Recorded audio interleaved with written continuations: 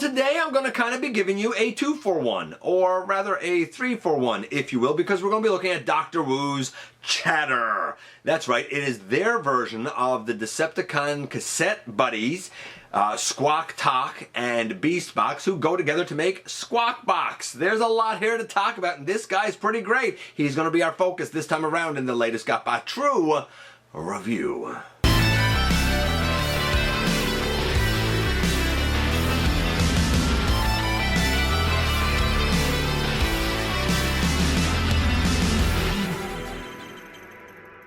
Hey one, hey all, welcome back to the channel. I'm your host, your most humble of hosts, Dennis Moulton, aka GotBot. As always, man, please like, comment, share, of course, subscribe, and while you're at it, light them up, baby. Hit that notification bell. It helps me out a ton. It lets you know when content of all sorts goes up here on the channel. Check out Machinery of Man, The Everything Factor, all the groups that I'm either a mod or an admin for, as well as all my social media links. All of that down in the description below. If you're in a position to help the channel to grow, you can use the donate link. Check us out on Patreon. See what we offer to you through Teespring.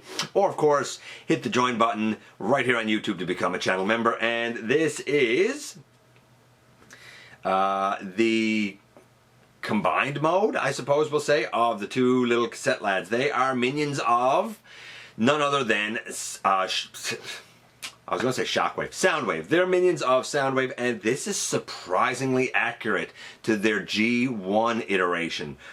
Not the best known character, but does have a little bit of a cult following. I like them as cassettes. I like them as beasts. I like them as a robot. Without any further ado, let's head over to the table and take closer look at these lads. And yes, this time Dr. Wu provides to us Chatter. Most people will probably know him better as Squawkbox, or know them better as Squawkbox. Of course, they are the combined form, or that is the combined form of the bird, I guess we'll say, Squawktalk, who is the kind of white and tealy color lad, and the kind of whitish gray and purple lad, of course, is Beastbox the gorilla.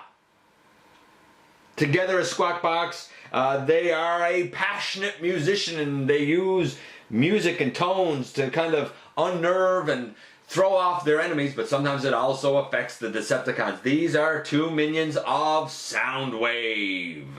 In fact, these were the last two Decepticon cassettes that were ever released, and they came out as a 2-pack years ago. I feel like toward the end of the G1 era, which was a bit of a weird release because I don't think Soundwave was released then. I could be wrong about that. I'm not 100% sure, but I could be wrong about that. This same set has been colored in like a black color that looks really cool, and also in a brighter yellow and I think blue color, because that's supposed to be like shattered glass version of this duo. Of course, before we get into either of them, we're going to look at that packaging first. And we got nice packaging here. I kind of like how the green goes with the pants lad, who of course is Squawktalk, and the purple on it goes with the shirt lad, who of course is Beastbox.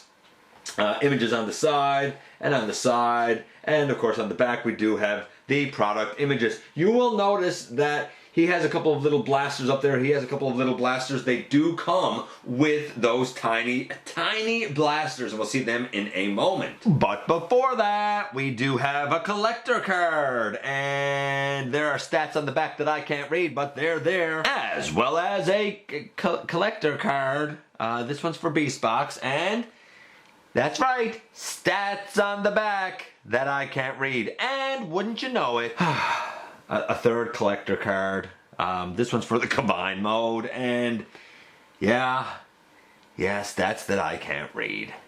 Then we've got nice instructions that show going from cassette to gorilla and cassette to bird. And then we've got further instructions for the combined mode going from cassette to upper body and cassette to lower body. Now, this is the combined mode of the little blasters that come with them, because they are supposed to be combined like this when they go on the arms of, you guessed it, the combined mode of Squawkbox himself. But individually, these longer ones, if we can call them longer ones, go with our gorilla lad, and these teeny tiny little ones that are very laser beak / buzzsaw-esque go with, you guessed it, our bird boy. And that indeed brings us to our little lad here. This is naturally the first half of the set being Squawktalk.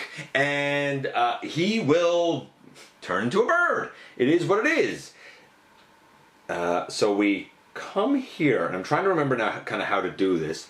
We sort of pull those out a little bit, and we detach these. So the feet are actually tabbed in, so we actually detach, or not the feet, I guess the wingtips are actually tabbed in, so we actually detach those wingtips. And we take the bird feet and we flip that down under, and we flip the tail feathers out, and we can hopefully get enough leverage here to get the head up. There we go. And we kind of straighten those out. And this is sort of our bird mode. The wings are a little chunky, there's no doubt about it. Some people like to kind of turn the wings a bit, like turn that up and then turn this like this. So I'll do that. And maybe even the instructions might even tell you to do it. I'm not particularly following them ideally. But we bring those up, and it looks like this, really. I'm going to put his little blasters on, and we're going to get a better look at him then. And here's our bird boy with his blasters. The wings, I mean, they're weird wings, there's no doubt about it, but you know what? They have the functionality of being able to move in and out, move all around. The little bird feet down here, they can move. The head can move up and down. The tail feathers, they can move kind of up and down. So is it a weird bird? Yes. Do we know who it is? Also yes. Now, how do we get him into leg mode? So to turn this guy into pens, we take off his little blasters and we flip back his head, and then we bring down the shoulder pieces down like that. We flip this down over where the head was. We take the bird feet and we kind of bring them up here on the back just a little bit, and then we rotate. No, we leave the knee that way. I'm sorry. We rotate the foot, and we rotate the foot. And now we have a functional pair of legs that we are going to use in just a little bit. Just a tiny aside, before we get into Beastbox, he does fit in Soundwave's chest, Siege or Earthrise.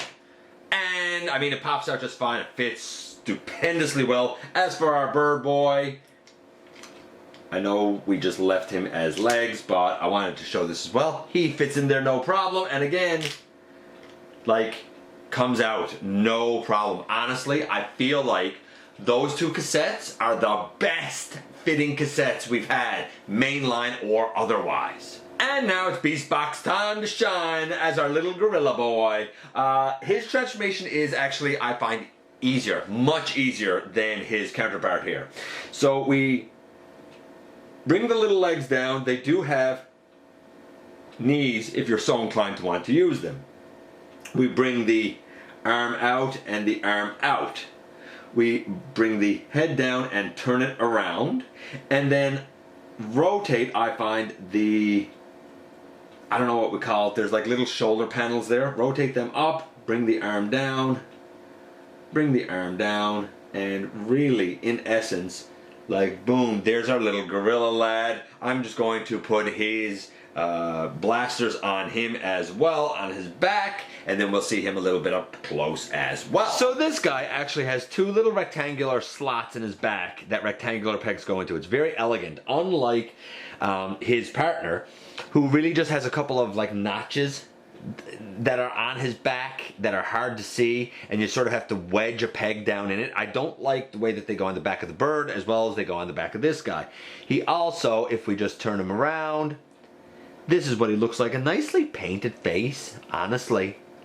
This is quite well done with decent articulation. The legs are highly limited, though there's a knee. The arms can move all around, and the head can move all around. So yeah, as I said, the head can move all around. The arms, I mean, they can move every which way you would want them to move.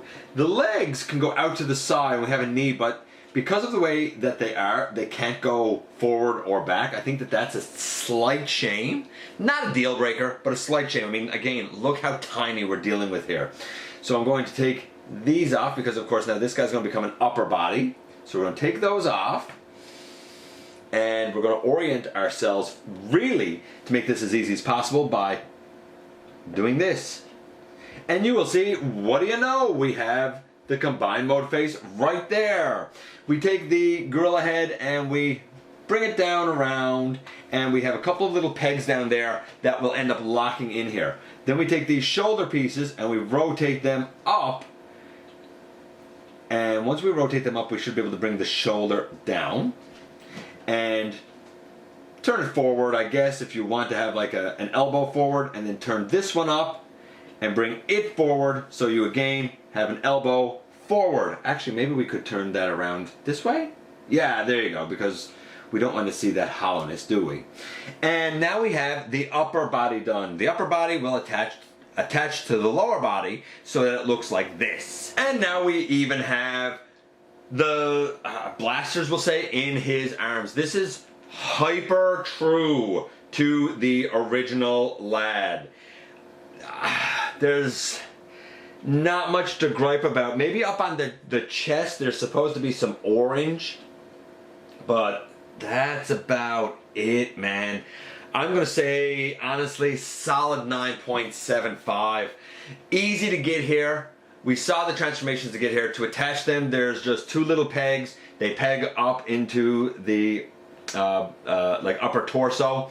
And then there's a little peg like right here in the pelvis. And it kind of just slides into position. But once it's there, it's actually a pretty solid connection. Like, he's not falling apart or anything by any stretch of the imagination. The articulation, well, the head, like, it's a blocky head, but so is the original. It can go left and right, no up and down, but I mean, it is what it is.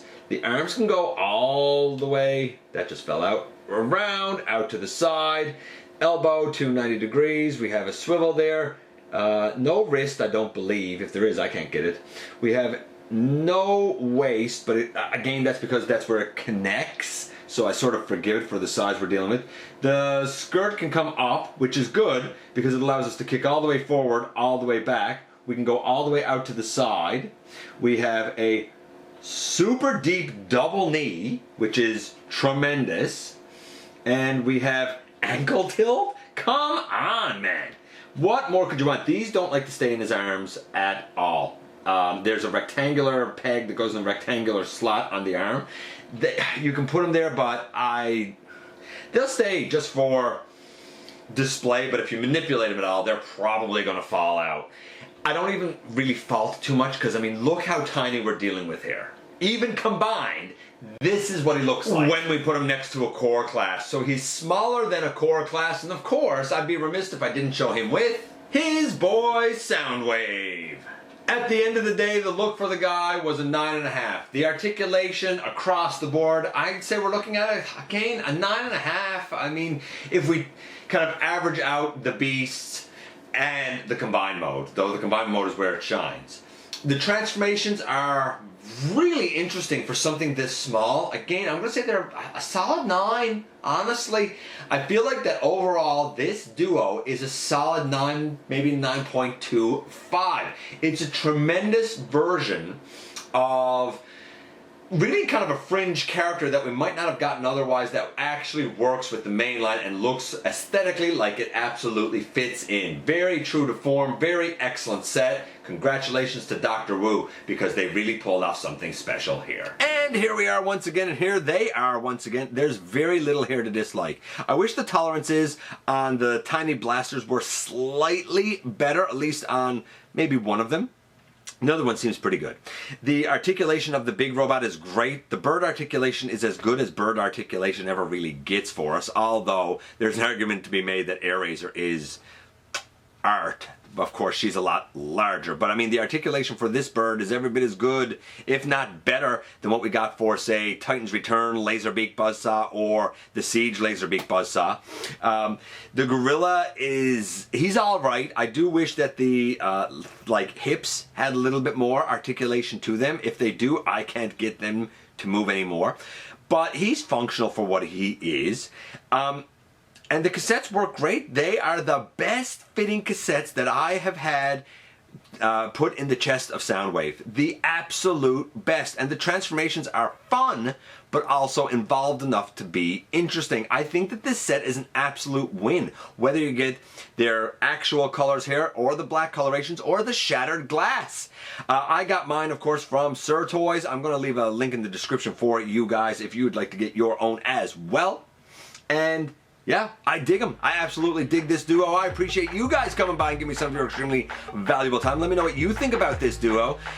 If you're in a position to help the channel to grow, you can use the donate link. Check us out on Patreon. See what we offer to you through Teespring. Or, of course, you can hit the join button right here on YouTube. While you're at it, hit the subscribe button, stick around, have some fun with us here on the channel. Don't forget that somehow, some way, each and every single day, you do make a difference. And I look forward, baby, to the next time that you and I get together to have another visit either in the live streams on Thursday nights at the stop motion premieres or the old-fashioned way, baby, right here inside the videos.